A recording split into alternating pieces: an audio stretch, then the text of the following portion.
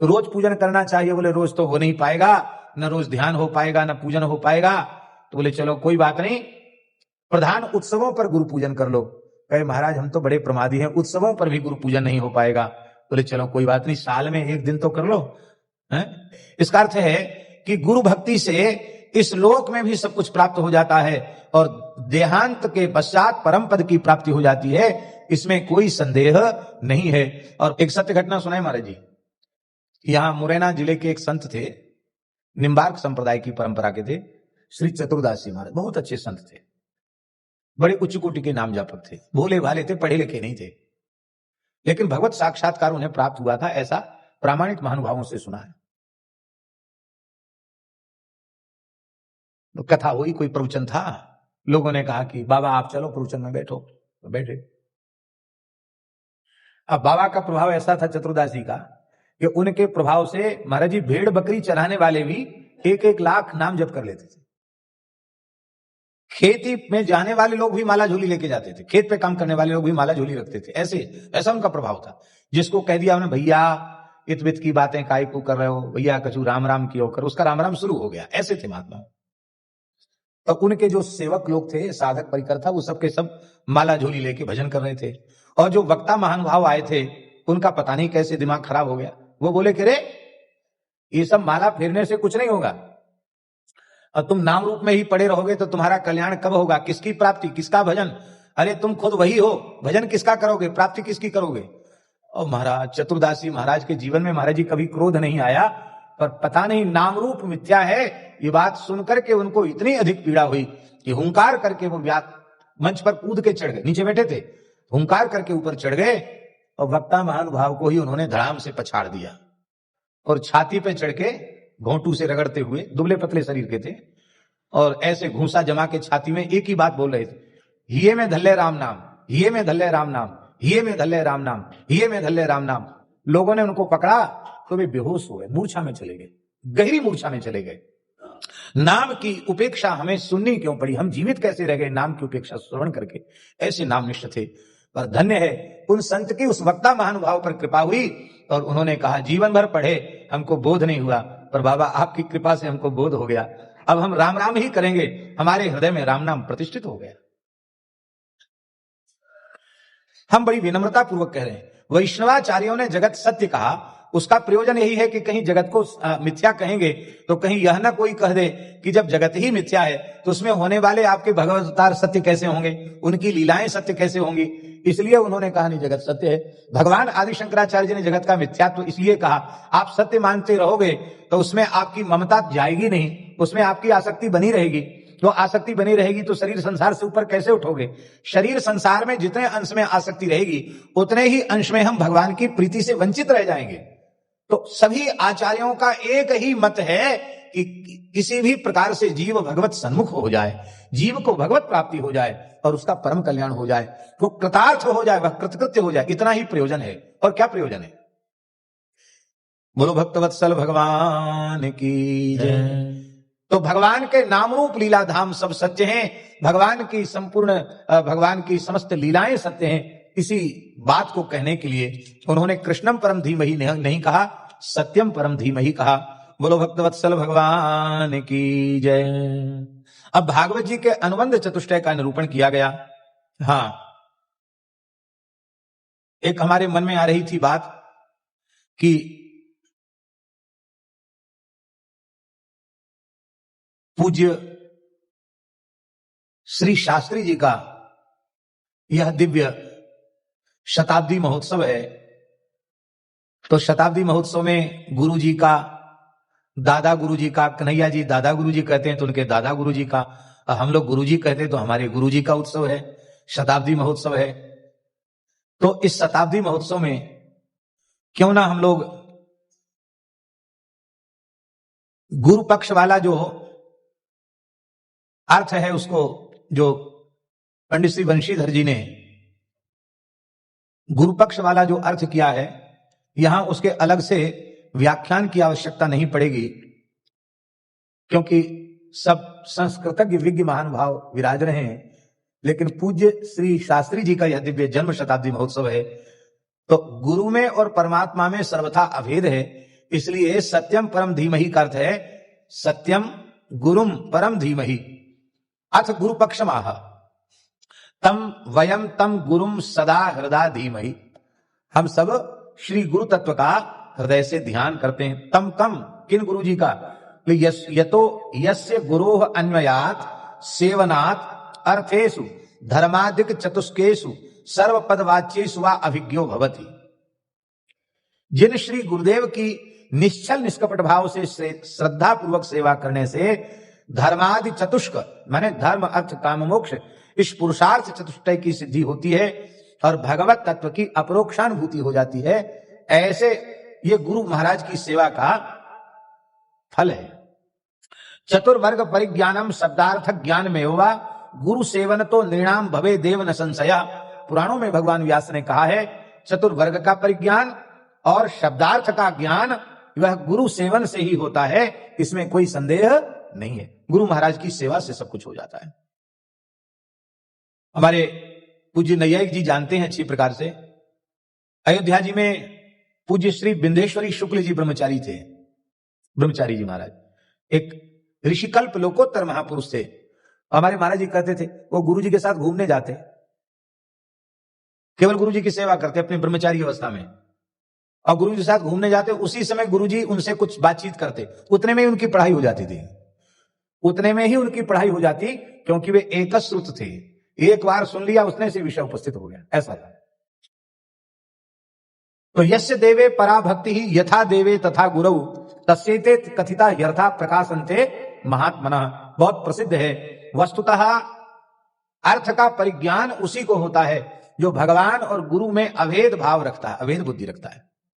ये सारा विराट ब्रह्मांड परमात्मा का स्वरूप है, भगवान है, भगवान के अतिरिक्त और कुछ नहीं है। बात परम सत्य है। पर इस सत्य की, त्रिपाठी जी, इस सत्य की इकाई ये है कि पहले एक जगह उस परम सत्य को स्वीकार करो, गुरु रूप में भगवान को स्वीकार करो। भक्त्यैकएषं गुरु देवतात्मा, एकादश में नवयोगेश्वर संवाद में, भक्ति पूर्वक पहले गुरु तत्व में परमात्मा को स्वीकार कर लो। अब एक जगह जब भगवान को स्वीकार कर लोगे तो गुरु महाराज ये तो कहेंगे नहीं कि तुम रामकृष्ण को घर से बाहर निकाल दो, देवी देवताओं का पूजन मत करो, हमारा ही लौकिट गले में लटकाए डोलो। ऐसा तो सनातन धर्म की परंपरा के पवित्र आचार्य तो ऐसा कहने की बात क्या चले, सोच भी नहीं सकते हैं। वे भगवान के ही नाम का उपदेश करेंगे, भगवान की उपासना का उपदेश करेंगे। तो एक जगह भगवान की भगवत्ता को स्वीकार करने के बाद फिर भगवान में भगवान की स्वीकृति हो जाएगी, फिर भगवत विभूतियों में भगवत तत्व की स्वीकृति हो जाएगी, और जब भगवत विभूतियों में भगवान की स्वीकृति हो जाएगी तो वह मंगलमय क्षण दूर नहीं रहेगा जब जड़ चेतन जग जीव जत सकल राममय जान, बंदों तिनके पद कमल सदा जोरि जुगपान, श्री राममय सब जग जानी, करूं प्रणाम जोरि जुगपानी। और गुरु रूप में परमात्मा को स्वीकार नहीं किया तो आप चाहे जो कुछ करते रह जाइए, वो आपको अपने लक्ष्य तक पहुंचने में तो विलंब लगेगा ही। हमारे ब्रज की महान विभूति पूज्य पंडित श्री गया प्रसाद जी महाराज, गिरिराज जी वाले बाबा सरकार, इस बात पर बहुत अधिक जोर देते थे कि भैया जो कुछ भी मिलेगा वो केवल साधन से नहीं मिलेगा, साधन तो कालक्षेप है। सच्ची बात है, पहले यह स्वीकार कर लो सरल हृदय से, गुरु साक्षात परब्रह्म, बस ये हृदय से स्वीकार कर लो, फिर अपने आप सब कुछ प्राप्त हो जाएगा। और वो कहते नहीं थे महाराज जी ऐसा, श्री स्वामी पूर्णानंद तीर्थ श्री उड़िया बाबा जी को उन्होंने प्रत्यक्ष परब्रह्म का स्वरूप ही माना। आप बताओ उड़िया बाबा जी महाराज का कितने दिन तक उन्होंने निकट रहकर सेवन किया, लेकिन पूज्य बाबा जी की जितनी कृपा पंडित जी पर थी उतनी कृपा दूसरे किसी पर नहीं। गुरु कृपा को पूरी तरह पंडित जी ने आत्मसात किया। और हम कहते हैं कि यह जो श्वेता सुतर उपनिषद की जो ये पंक्ति है, यस देवे परा भक्ति यथा देवे तथा गुरु तस्येते कथिता ह्यर्था प्रकाशन्ते महात्मनः, इसका प्रत्यक्ष उदाहरण थे पूज्य श्री पंडित जी महाराज। किंच यत्र गुरु त्रयाणाम ब्रह्म विष्णु रुद्राणाम सर्गः अमृषा, यह गुरु तत्व ही ऐसा है जहां तीनों का दर्शन होता है, गुरु ब्रह्मा गुरु विष्णु गुरु देवो महेश्वरा, गुरु साक्षात परब्रह्म तस्मै श्री गुरुवे नमः। यह अत्यंत प्रसिद्ध है। अब गुरु जी ब्रह्मा कैसे हैं, इसको इस भाव में आप लोग मत ले जाना कि हम ब्रह्मा जी की, विष्णु भगवान की या शिव जी की महिमा को कुछ कम कर रहे हैं, ऐसा सोचना भी नहीं स्वप्न में। पर प्रतिपाद्य विषय है गुरु तत्व का निरूपण और सत्यम परम धीमहि, इस मंगलाचरण का गुरु परक अर्थ, इसका निरूपण यही प्रयोजन है। इस प्रयोजन की ओर आप ध्यान दें। ब्रह्मा जी सृष्टि उत्पन्न तो करते हैं,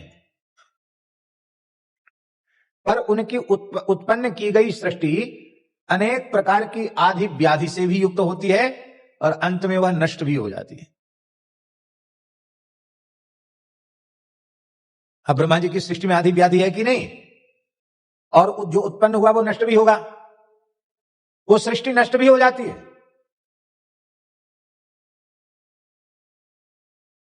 वो सृष्टि नष्ट भी हो जाती है। तो ब्रह्मा जी का काम पक्का नहीं हुआ, कच्चा हुआ। उत्पन्न होवे और फिर नष्ट हो जाए तो काम कच्चा है कि नहीं, और आदि व्याधि से युक्त हो जाए, ये भी एक दोष तो है ही है। और गुरु महाराज की कृपा से शिष्य के अंतःकरण में जिन पवित्र संस्कारों की सृष्टि होती है, जिस ज्ञान वैराग्य और भक्ति की सृष्टि होती है, उसमें कभी कोई आदि व्याधि आती नहीं है, और वह उत्पन्न होने के बाद कभी नष्ट होता नहीं है। इसलिए ब्रह्मा जी से भी उत्कृष्ट हैं गुरु जी।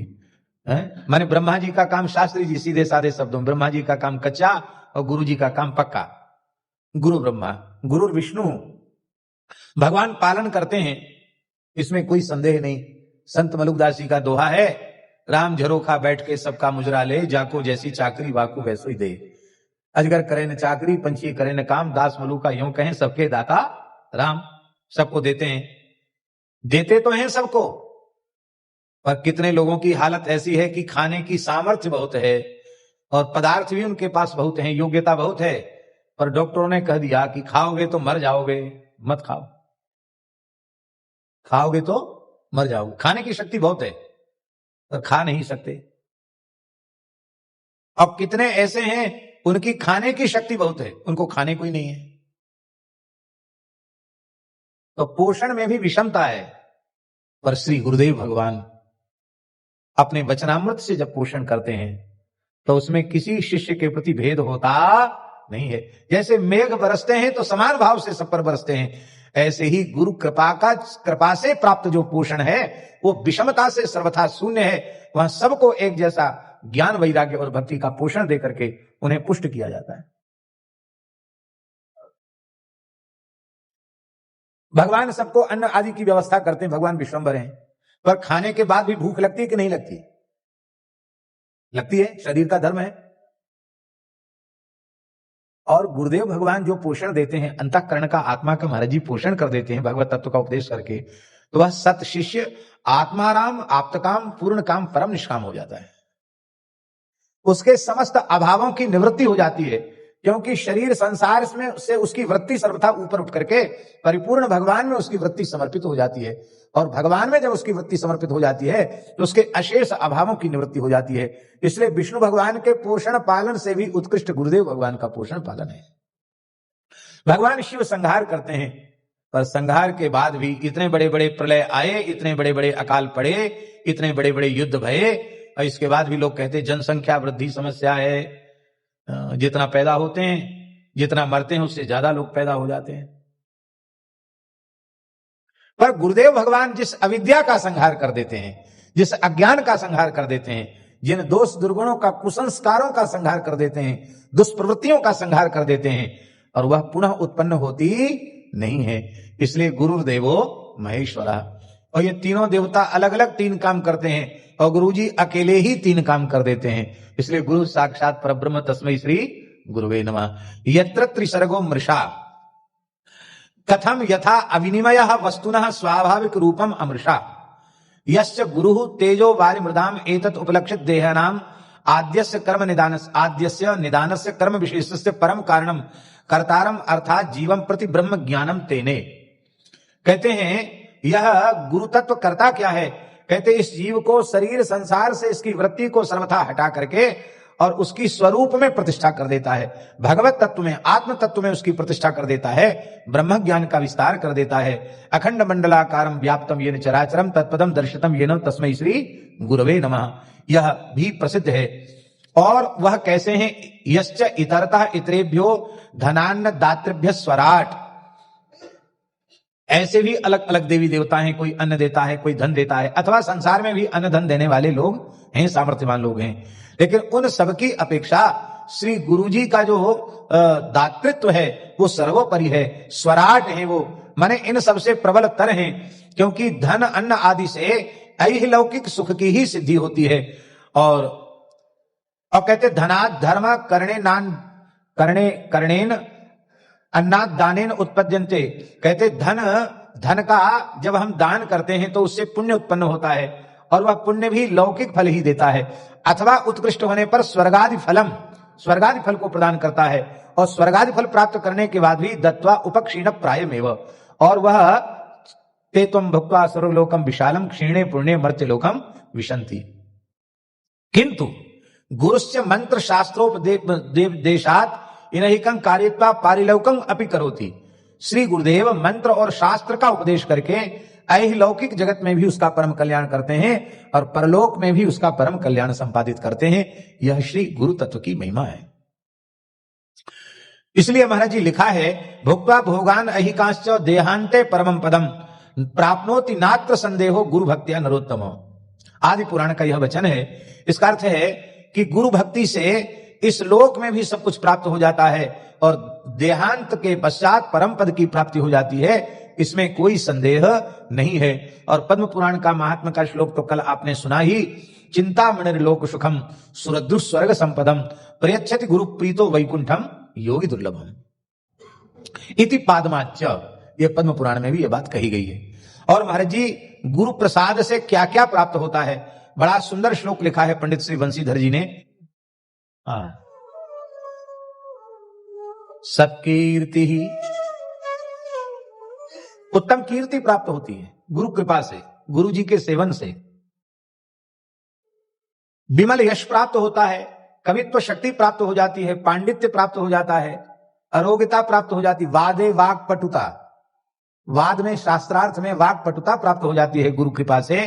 कुल में चतुरता प्राप्त हो जाती है, क्षोभ रहित अंतःकरण प्राप्त हो जाता है और गंभीरता प्राप्त हो जाती है, प्रभुता प्राप्त हो जाती है, विधि में प्रगल्भता प्राप्त हो जाती है, प्रत्येक कार्य में कुशलता प्राप्त हो जाती है। ऐसे भगवत स्वरूप शिव स्वरूप जो गुरु हैं, जो सर्वार्थ सिद्धि प्रद हैं, उनके चरणों में हम प्रणाम करते हैं, उनके चरणों में हम वंदन करते हैं। इति निरुत्तर तंत्राच, निरुत्तर तंत्र नामक ग्रंथ का यह उद्धरण उन्होंने प्रस्तुत किया है।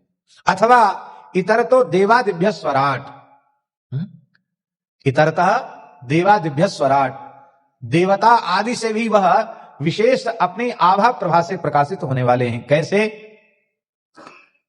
बहुत सुंदर एक श्लोक दिया है, लोकेशो हरिरंबिका स्मरहरो माता पिता व्यागतः स्वाचार्यः कुल पूजितो यतिवरो वृद्धस्तथा भिक्षुकः नैते यस्य तुलां व्रजन्ति कलया कारुण्यवारां निधेस्तं वन्दे शिवरूपिणं निजगुरुं सर्वार्थ सिद्धिप्रदम्। अब एक बात बताइए कि इस श्लोक में छोड़ा किसको गया?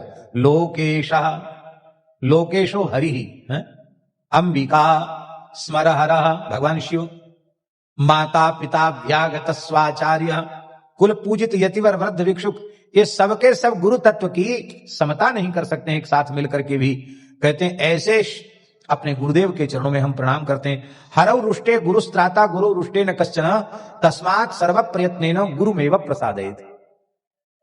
हरौ रुष्टे गुरुस्त्राता, भगवान रुष्ट हो जाएंगे तो श्री गुरुदेव रक्षा कर लेंगे, बचा लेंगे। अब कागभूषण जी के ऊपर भगवान शिव रुष्ट हो गए तो नमामि स्मीशान निर्वाण रूपम कहकर गुरुजी ने रक्षा की कि नहीं किया? कागभूषण जी को अपने जीवन में जो कुछ कागभूषणी रूप से प्राप्त हुआ है वह उनके उन्हीं गुरुदेव का प्रसाद है, जिन्होंने भगवान शिव को की स्तुति करके उस शाप को भी अनुग्रह के रूप में बदल दिया था। इसीलिए श्री कागभूषण जी ने गरुड़ जी को कहा है, एक शूल मोहि विसर न काऊ गुरुकर कोमल सील स्वभाव। 27 कल्पों में एक बात नहीं भूली है हमको, अपने गुरुदेव का कोमल सील स्वभाव मुझे विस्मृत नहीं हुआ है, उसकी सतत स्मृति बनी भई है। अर्थात हमें इतने लंबे काल की अवधि तक जो कुछ अब तक प्राप्त हुआ है उसके मूल में श्री गुरुदेव का अनुग्रह ही है।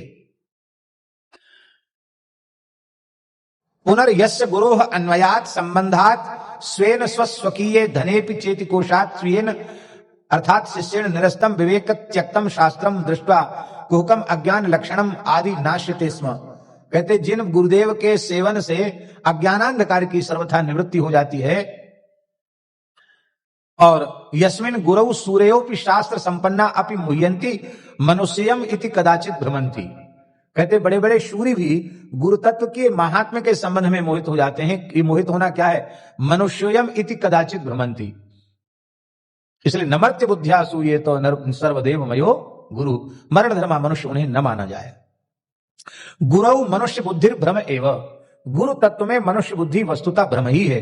तदुक्तम यो गुरु सहरि साक्षात वा पश्यन्ति तम नरम इति पुराणात। अथवा यस्य साक्षात भगवती ज्ञान दीप प्रदे गुरौ मर्त्या सद्धि श्रुतम तस्य सर्वम कुंजर शौचवत। जिसकी ही बुद्धि ज्ञान प्रदीप प्रदाता गुरु तत्व के प्रति मरण धर्मा मनुष्य की बुद्धि है, उसके द्वारा किया गया जो कुछ है वह हाथी के स्नान के जैसा है, कुंजर शौच के समान। हाथी स्नान करके फिर धूल मिट्टी अपने ऊपर डाल लेता है। किम भूतम गुरुम, बोले धामना तेजसा सत्यम ब्रह्म स्वरूपम, जो ब्रह्म स्वरूप ही है, अपने प्रकाश से युक्त हैं। सत्यम ब्रह्म यथार्थयो इति कोशांतरात आदित्य वर्णन तमसा प्रस्थात इति श्रुतेश्च। ऐसे जो गुरु हैं, और भगवान कह भी रहे हैं आचार्यम माम विजान्यात इति बक्ष्यमाणत्वात्, आगे कहेंगे भी आचार्यम माम विजानीयात नाव मन्येति करिचित न मर्त्य बुद्ध्या सूयेतो सर्वदेवमयो गुरु, ऐसा कहेंगे भी। गुरु लक्षणम, तो गुरु लक्षण क्या है? संसार ताप विस्तार कारणार्थक प्रबोधक गुरु लोके सविज्ञो नान्यस चातुर्य बोधका। ये लक्षण दिया है। संसार ताप का जो विस्तार है, इस संसार का ताप हमको हमारे जीवन में आया कैसे? इस ताप का जो कारण है, उस कारण को जो शिष्य को प्रकाशित कर देते हैं। और कारणाभावे कार्याभावा, कारण की निवृत्ति होती ही कार्य की निवृत्ति हो जाती है। ऐसा जो परम तत्व के प्रकाशक हैं, जो जन्म मृत्यु के संताप के हेतु को ही निवृत्त कर देते हैं, त्रिविध ताप का जो मूल कारण अज्ञान है, उस अज्ञान को ही निवृत्त कर देते हैं, उन्हीं को वस्तुतः गुरु कहा जाता है। नान्य चातुर्य बोधका, केवल संसार की चतुराई सिखा देने वाले को ही गुरु नहीं कहा जाता है। ब्रह्म वैवर्त में लिखा है यस्याद्यस्य विशति मनुश्रोत्रम द्विजोत्तम स एव तद्गुरु ज्ञेयो न मालादि प्रदो गुरु। ब्रह्म विवर्त में लिखा है कि जो मंत्र का उपदेश सत्पात्र शिष्य के कर्ण में करता है और उसको मंत्रोपदेश करके इष्ट स्वरूप की प्रतिष्ठा उसके अंतःकरण में कर देता है, उसी को गुरु कहते हैं। वस्तुतस्तु गृणाति तत्वम इति गुरु, गृणाति उपदिशति, जो तत्व का उपदेश करता है उसी को गुरु कहते हैं। वदन्ति तत्तत्त्वविदस् तत्त्वं यज्ञानम् अव्ययम् ब्रह्मेति परमात्मेति भगवान इति शब्दते। उस परम तत्व का जो उपदेश करता है उसी को गुरु कहते हैं। अथवा यद्वा आचार्योपि गुरुर्मुख्य एव तम धीमहि इति योज्यम्। अथवा गुरु इतरतः पित्रादिभ्य स्वराट श्रेष्ठा, गुरु पिता आदि से भी श्रेष्ठ है। आपस्तंभ नाम के ऋषि ने कहा है आचार्य श्रेष्ठो गुरुणाम सही विद्यास्तम जनयति तत्श्रेष्ठम जन्म शरीर में माता पितरौ जनयतः श्रियत स्वभावम सर्वयोनि सुलभम प्राकृतम मलजम शरीरम इति तल्लक्षणम। कहते माता पिता जिस शरीर को उत्पन्न करते हैं वह विनाशी है, मलयुक्त है, रोगादि आदि व्याधि से युक्त है, किंतु सदगुरु भगवान कृपा करके जो दिव्य भगवत पार्षद स्वरूप प्रदान करते हैं, सिद्ध स्वरूप प्रदान करते हैं, वह सब प्रकार की आदि व्याधि और विनाश से वो सर्वथा रहित है। इसलिए गुरु तत्व को ही सबसे श्रेष्ठ कहा जाता है। महाराज जी कर्मकांड के ग्रंथों में जो भूत शुद्धि भूशुद्धि आदि जो है उसमें क्या है, वो वही है एक दिव्य साधन में दिव्य देह का संपादन करना और उससे फिर मंत्र जप आदि करना, यही तो है। तो वह भी गुरु कृपा से ही तो प्राप्त होती है। वो विधियां, शास्त्र की विधियां उन्हीं की कृपा से प्राप्त होती हैं। और आचिनोति च शास्त्रार्थम आचार्य स्थापित्यपि, ये तो स्पष्ट है ही है। उपनीयतु यः शिष्यान् वेद मध्यापयेत् द्विजा सकल्पम सरस्यञ्च तमाचार्यम प्रचक्षते, उसको भी आचार्य कहते हैं जो उपनयन संस्कार कराने के बाद षडंग वेद का उपदेश करता है। अथवा गिरिति तत्वोपदेशेन संसारम इति गुरु, जो तत्व के उपदेश से संसार का नाश कर दे वो गुरु है। गिरिति ही द्विषंतम पापमानम इति श्रुते है। महावाक्यार्थ विचारस्तु पदार्थ विचार मृते न संभवति पद पदार्थ ज्ञानम तु शास्त्रोपदेष्ट्री गुरुत एव जायते। पद पदार्थ का विवेक गुरु उपदेश से ही उत्पन्न होता है। इसलिए उन गुरुदेव का हम ध्यान करते हैं। हमने महाराज जी गुरुजनों से सुना है कि संपूर्ण श्रीमद् भागवत का उपदेश श्री सुखदेव जी ने परीक्षित जी को किया, लेकिन अंत में जब उन्होंने कहा त्वं तु राजन मरिष्येति पशु बुद्धि मिमाम जहि, और जब यह आदेशात्मक वाक्य कहा तो गुरु कृपा से उनकी पशु बुद्धि सर्वथा विनष्ट हो गई और उन्होंने कहा प्रविष्टो ब्रह्म निर्वाणम यवयम दर्शितम त्वया, ये उन्होंने कहा। तो यह गुरु कृपा से ही होता है, केवल अपने पुरुषार्थ से नहीं होता है। इसलिए महाराज जी लिखा है सदा धीमहि, सदा हम गुरु जी का ध्यान करते हैं। और इसलिए महाराज जी हमारे यहां ज्ञान गुदरी में जो श्री रामानंदाचार्य जी ने कबीर जी को उपदेश दिया, पुराने साधु महात्मा पाठ करते रहे हैं, तो उसमें ये बात आई है, प्रथम ध्यान गुरु का कर भाई, तन मन प्रेम से सूरत लगाई, प्रथम ध्यान गुरु का कर भाई, तब सूरत फिर शब्द में दीजिए, निर्गुण सरगुण सब लख लीजिए। पहले गुरुदेव का ध्यान। अब बोले रोज ध्यान नहीं कर सकते, रोज सेवा नहीं कर सकते, रोज पूजा नहीं कर सकते, तब बोले सदा ध्यानार्चनाद्य भावे तूत्सवाद्यवसरे तदभावे प्रतिवर्ष माषाढ़्याम पूर्णमायाम त्ववस्मेव गुरु पूजनम विधेयम। रोज पूजन करना चाहिए, बोले रोज तो हो नहीं पाएगा, न रोज ध्यान हो पाएगा, न पूजन हो पाएगा, तो बोले चलो कोई बात नहीं, प्रधान उत्सवों पर गुरु पूजन कर लो। कहे महाराज हम तो बड़े प्रमादी हैं, उत्सवों पर भी गुरु पूजन नहीं हो पाएगा। बोले चलो कोई बात नहीं, साल में एक दिन तो कर लो, हैं? आषाढ़्याम गुरु पूर्णिमायाम, श्री वृंदावन बिहारी लाल की जय। श्री नैयायी गुरु जी कृपा करके पधारे हैं, हम उनको प्रणाम करते हैं।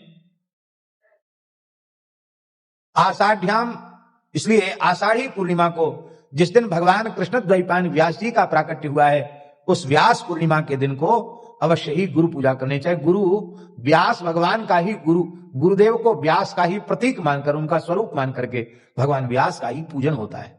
एक बात हम प्रसंगवश बता दें कि यद्यपि गुरुदेव का व्यास रूप में ही पूजन होता है, पर वर्तमान समय में प्रायः व्यास पूर्णिमा है, ये व्यास जी के अवतरण की तिथि है, इसमें भगवान व्यास का भी स्मरण करना चाहिए, ये बात प्रायः लोग नहीं जानते हैं। इसलिए हमारी बड़ी विनम्र प्रार्थना है सभी सनातन धर्मियों से, ये प्रार्थना है कि व्यास पूर्णिमा पर गुरु पूजा करें और गुरु पूजा करवावें, उसमें कोई विरोध नहीं है, लेकिन भगवान व्यास का पूजन शास्त्र विधि से शालिग्राम शिला में अवश्य करें, कलश स्थापन करें, भगवान व्यास का पूजन करें, और ग्रंथ भी उनका स्वरूप है, उनका वांग्मय विग्रह है, तो कम से कम व्यास साहित्य में ज्यादा नहीं तो बहुत अच्छा है कि ब्रह्मसूत्र रख लें, श्रीमद् भागवत जी विराजमान कर लें, इनका पूजन तो कम से कम करें ही, तो इनका अवश्य पूजन करना चाहिए, व्यास जी का स्मरण अवश्य करना चाहिए। लिखा है प्रतिवर्षम आषाढ़्याम पूर्णिमायाम त्ववस्मेव गुरु पूजनम विधेयम, अन्यथा तु महापापी स्यात्। तदुक्तम गाधिज संहितायाम, गाधिज संहिता में लिखा है सदा सेव्या गुरवो निर्भिरन्यथा उत्सवेषु विशेषेण तदभावे द्विजोत्तम। गुरुजनों का सदा सेवन करना चाहिए मनुष्यों के द्वारा, विशेष रूप में उत्सवों में गुरुजनों की पूजा करनी चाहिए। मान लो उत्सव में भी गुरु पूजा नहीं कर सकते, तो आषाढ़्याम पूर्णिमा यान्तु प्रतिवर्षम सुखाप्तये गुरुणाम अर्चनम कार्यम संवत्सर कृतम शुभम। संहिता में लिखा आषाढ़ी पूर्णिमा को श्रद्धा पूर्वक जो गुरु जी का पूजन करते हैं, उनका पूरा वर्ष मंगलमय होता है, उनके वर्ष भर के अशुभ की निवृत्ति हो जाती है।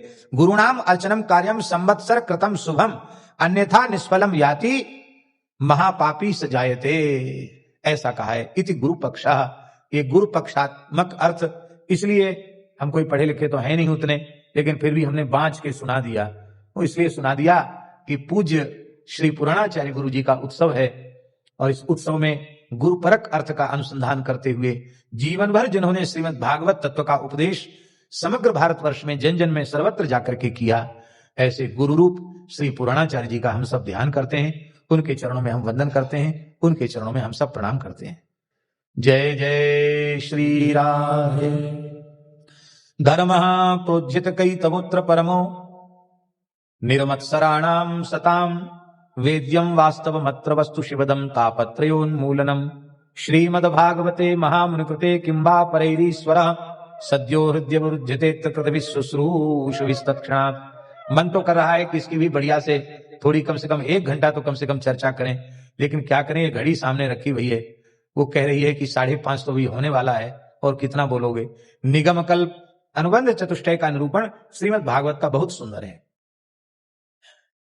अनुबंध चतुष्टय का अर्थ है अधिकारी च संबंध विषयश्च प्रयोजनम, और इन चारों का निरूपण इस धर्म प्रोज्झित कई स्तोत्र परमा इसमें किया गया है। ये वेद रूपी कल्प वृक्ष का परिपक्व फल है। शुकदेव जी के मुखारविंद के संस्पर्श से यह और अधिक मधुर हो गया है।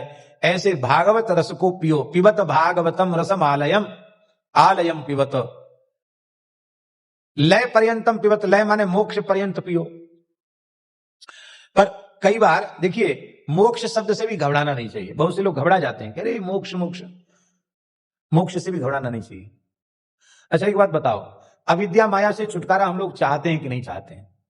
जन्म मृत्यु चक्र से छूटना चाहते हैं कि नहीं चाहते हैं? दोष दुर्गुणों से मुक्त होना चाहते हैं कि नहीं होना चाहते हैं? श्री प्रियालाल जी की नित्य सेवा में प्रतिष्ठित होना चाहते हैं कि नहीं? चाहे दास भाव से, दासी भाव से, सखी सहचरी मंजरी, आपकी जो भी अपनी परंपरा के अनुसार आपकी उपासना है, उस स्वरूप से आप भगवान का नित्य कैंकर्य प्राप्त करना चाहते हैं कि नहीं?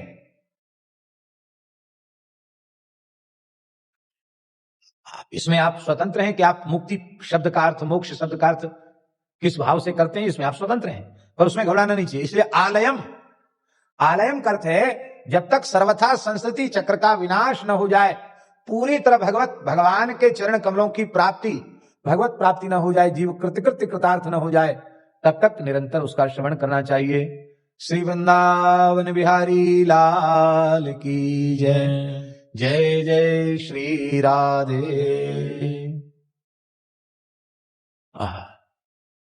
स्वर्गादि लोकों में भी जिन भगवान के नाम रूप गुण लीला का देवता गायन करते हैं, स्वर्लोके गीयते सूयते असौ स्वर्गायो हरि, वो स्वर्गाय माने भगवान श्री हरि, उनके चरण कमलों की प्राप्ति का संकल्प लेकर के ये सौनकादि ऋषि 1000 वर्ष में पूर्ण होने वाले यज्ञ की दीक्षा लेकर के बैठे हैं।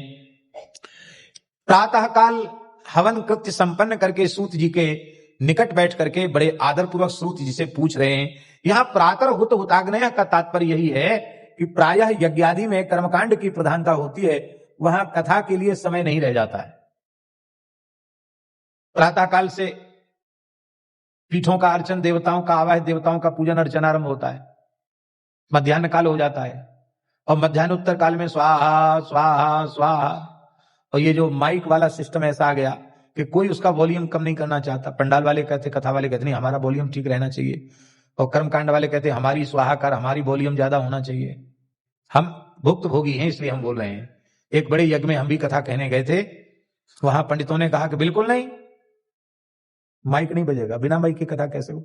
हमने कहा ठीक है, हम बिना माइक के कहेंगे, लेकिन वो यज्ञशाला वाला माइक, जगह छोटी थी, वहीं यज्ञशाला थी, पास में पंडाल था, मैंने मुश्किल से 10-12 फीट की दूरी पर पंडाल, 15 फीट की दूरी पर होगा भागवत जी का पंडाल।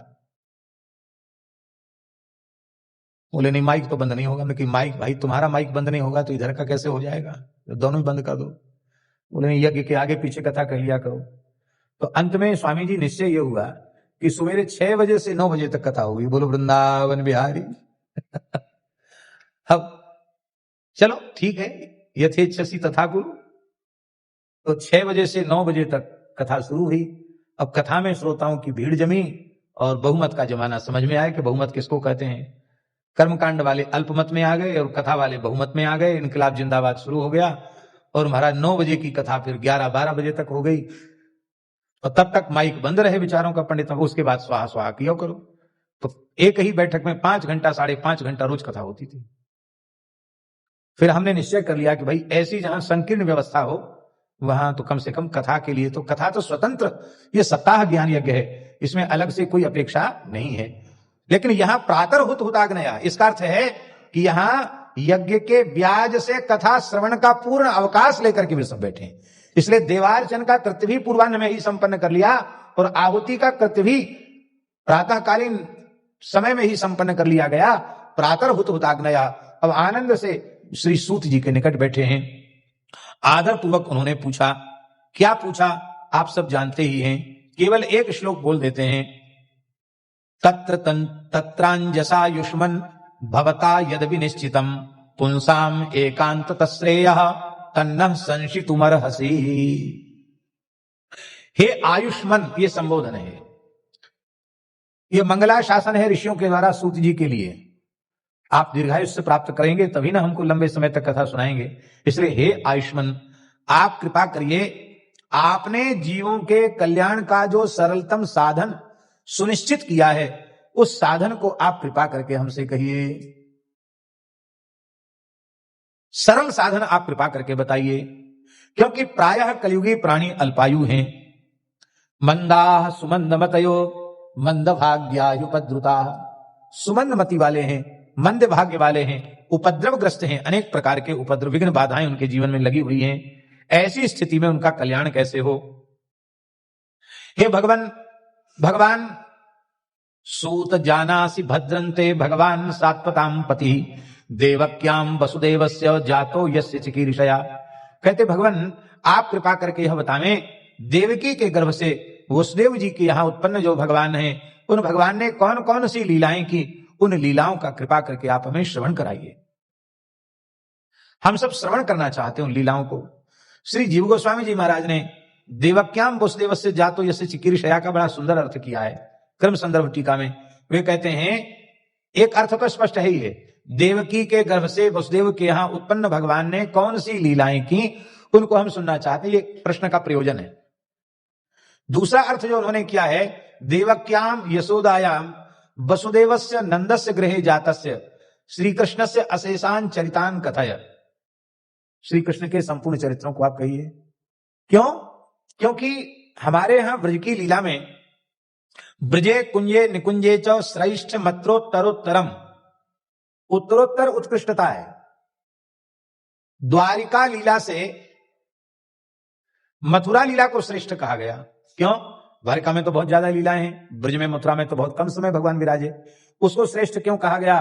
बोले भले ही महान ऐश्वर्यमयी लीलाएं द्वारिका में भगवान की हो रही हो, किंतु द्वारिका को भगवान को प्रकट करने का सौभाग्य नहीं प्राप्त होता है। जन्म लीला द्वारिका में नहीं होती है, जन्म लीला मथुरा में होती है। इसलिए द्वारिका से मथुरा को श्रेष्ठ कहा गया। अहो मधुपुरी धन्या वैकुंठाच्च गरीयसी बिना कृष्ण प्रसादेन क्षण में एकम न तिष्ठति। मथुरा की बड़ी महिमा है। मथुरा माने ब्रजभूमि, ब्रजमंडल। मथुरा से श्रेष्ठ क्या है? ले मथुरा में जन्म तो होता है ठाकुर जी का, पर राती रात ठाकुर जी गोकुल चले जाते हैं। भगवान की शैशव लीला गोकुल में, रावल में वो होती है, इसलिए गोकुल की लीला श्रेष्ठ है। गोकुल की लीला से वृंदावन की लीला श्रेष्ठ है, ब्रज की लीला श्रेष्ठ है। ब्रज में समस्त प्रकार के रसों के भावों के उपासक भक्त जहां रहकर अपनी अपनी भावना के अनुसार रसानुभूति करते हैं, वो ब्रज लीला है। ब्रज लीला श्रेष्ठ है। ब्रज लीला में भी श्री वृंदावन की लीला श्रेष्ठ है, वृंदावन में भी कुंज की लीला श्रेष्ठ है, कुंज में भी निकुंज की लीला श्रेष्ठ है, और निकुंज में भी निवृत्त निकुंज की लीला उत्कृष्ट है। तो यह अत्यंत गोप्य है ब्रज लीला। कहीं ये भाव है श्री जीव गोस्वामी जी का कहने का भाव, कहीं ऐसा न हो कि श्री सूत जी महाराज केवल द्वारिका लीला ही विस्तार पूर्वक सुना दें, अथवा केवल मथुरा का नाम लेकर फिर सीधे ब्रज लीला का संगोपन करके द्वारिका लीला में चले जाए। इसलिए उन्होंने कहा, इसलिए यह अर्थ उन्होंने किया, देवक्याम माने यशोदायाम जातस्य। तो बोले देवकी अर्थ यशोदा का कैसे करोगे? यशोदा जी के अर्थ में देवकी कैसे कहोगे? तो उन्होंने लिखा है कि यशोदा जी का वस्तुतः नाम देवकी ही है। यशोदा देवकी त्यपि ऐसा प्रमाण उद्धृत किया है। हरिवंश में देवकी नाम आया यशोदा का, और भागवत जी में भी देवकी नाम आया यशोदा का। देवकी जठर भूरुडु राजा, ये युगल गीत में देवकी जठर भूरुडु राजा जो शब्द प्रयोग किया सुखदेव जी ने, वहां गोपियां क्या कहती हैं? देवकी की जो जठर है, कोख है, गर्भ है, उसके आप उडुराज माने चंद्रमा है। तो वहां आचार्यों ने अनुभव किया है कि गोपियों को मथुरा वाली वसुदेव पत्नी देवकी से प्रयोजन नहीं है, उन्हें नंद पत्नी यशोदा से ही प्रयोजन है। इसलिए यशोदा के अर्थ में ही देवकी जठर भूरुडु राजा यह प्रयोग ब्रजांगनाएं कर रही है। तो यशोदा नाम क्यों है? तो यशोदा नाम इसलिए है कि आत्मनाम गुरोर नाम नामात्य कृपणस्य च श्रेयस कामुन ग्रहणिया ज्येष्ठापत्य कलत्र। भाई ब्रजराज नंद जी की पत्नी है, उनका सब नाम देवकी कैसे लेंगे? इसलिए एक दूसरा नाम, सबको यश देने का स्वभाव है उनका, किसी को अपयश नहीं देती हैं, सबको यश देती हैं, सबको भलाई करती हैं, इसलिए उनका एक नाम धर दिया गया यशोदा। वस्तुतः उनका नाम देवकी है। बोले चलो आपने प्रमाण उद्धृत कर दिया और देवकी को यशोदा सिद्ध कर दिया, पर वसुदेव को नंद कैसे सिद्ध करेंगे? वसुदेव से जातस्य, उसका अर्थ भी कहते हैं व्युत्पत्ति बल से कर लेंगे। वसुसु दिव्यतीति वसुदेवो नंदा, क्योंकि द्रोणो वसु नाम प्रवरो धरया सह भार्यया, द्रोण नाम के वसु हैं, तो वसुसु दिव्यति इति वसुदेवो नंदा। अष्ट वसुओं में द्रोण नाम के वसु ही नंद बाबा बने हैं, और वो भगवान के पिता होने से विशेष महिमा मंडित हो रहे हैं, प्रकाश युक्त हो रहे हैं, कांति युक्त हो रहे हैं, इसलिए वसुसु दिव्यति इति वसुदेवो नंदा, यह अर्थ उन्होंने किया। अर्थात भगवान की मथुरा लीला भी कहिए, ब्रज लीला भी कहिए, और द्वारिका लीला भी कहिए। सांगोपांग श्री कृष्ण चरित्र आप कृपा करके श्रवण कराइए, क्योंकि को वा भगवतस्तस्य पुण्य श्लोकेद्य कर्मणा शुद्धि कामो न शुणयाद विषक कलिमलापम। अपने अंतःकरण की शुद्धि के लिए संपूर्ण कलिमल को दूर करने वाले भगवान के चरित्र को कौन नहीं श्रवण करना चाहेगा। यद श्रृण्वताम रसज्ञानाम स्वाद स्वाद पदे पदे, जो उत्तम कोटि के श्रोता हैं उनको तो पद पद पर इसके अपूर्व स्वाद का अनुभव होता चला जाता है। आप कृपा करके बताइए भगवान ने अवतार लेकर कौन सी लीलाएं की? तो महाराज आप कथा सुनोगे कि स्वाहा स्वाहा करोगे? उत्तर दे रहे हैं सूत सौनकादि ऋषि, कलिम आगत माज्ञाय क्षेत्रेस्मिन् वैष्णवे वयम आसीना दीर्घ सत्रेण कथायाम सक्षणा हरे। भगवान की कथा श्रवण का पर्याप्त समय हमारे पास है, इसलिए दीर्घकालीन सत्र में दीक्षा लेकर के हम बैठे हैं। बड़े प्रसन्न हुए श्री सूत जी महाराज, और इन सूत जी ने भगवान का स्मरण किया है। यहां सूत जी के लिए शब्द आया रोम हर्षणी, लोम हर्षण के पुत्र जो श्री सूत जी महाराज हैं, उन्होंने मंगलाचरण किया। इनका नाम है उग्रश्रवा। सूत उवाच यम प्रव्रजन्तमनुपेतमपेत कृत्यम द्वैपायनो विरह कातर आजुहाव पुत्रेति तन्मयतया तरवोभिनेदुस्तम सर्वभूत हृदयं मुनिमानतोऽस्मि यस्वानुभावमखिल श्रुतिसारमेक मध्यात्म दीपमतितीर्षतां तमोन्धम संसारिणां करुणयाः पुराण गुह्यं तम व्यास सूनुमुपयामि गुरुं मुनीनां। बोलो श्री सुखदेव जी महाराज की जय। अब रोमहर्षण सूत जी के साक्षात गुरुदेव व्यास जी हैं, तो रोमहर्षणी है उग्रश्रवा सूत जी के साक्षात गुरुदेव व्यास नंदन श्री सुखदेव जी हैं। इसलिए सुखदेव जी का उन्होंने गुरु रूप में स्मरण किया है, और फिर अपने पितृचरण के द्वारा जो संपूर्ण इतिहास पुराण का प्रसिद्ध मंगलाचरण है, उस मंगलाचरण को किया है। नारायणं नमस्कृत्य नरं चैव नरोत्तमं देवीं सरस्वतीं व्यासं ततो जयमुदीरयेत्। बोलो भक्तवत्सल भगवान की जय।